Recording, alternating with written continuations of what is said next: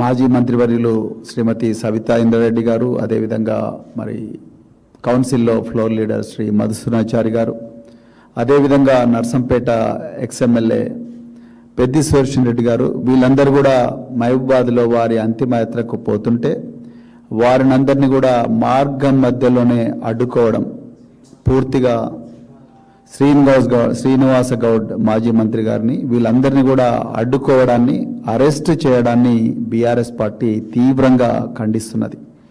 నిజానికి మా ఇంటికి కూడా పోలీసులు పొద్దున ఒకసారి వచ్చి వెళ్ళారు. అదేవిధంగా మళ్ళీ వస్తుంటే వస్తున్నారన్న సమాచారం తెలుసుకొని నేను ఈరోజు ఇక్కడికి రావడం జరిగింది.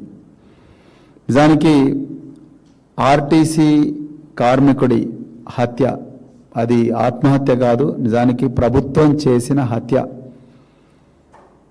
వాళ్ళ కోరికలు చాలా న్యాయమైనవి. వాళ్ళు రాజ్యాంగబద్ధంగానే సమ్మె నోటీసు ఇచ్చి చాలాసార్లు కూడా సంప్రదింపులు జరిపి దాని తర్వాతనే వాళ్ళు నిరవధిక సమ్మెకు పిలుపునిచ్చిండ్రు.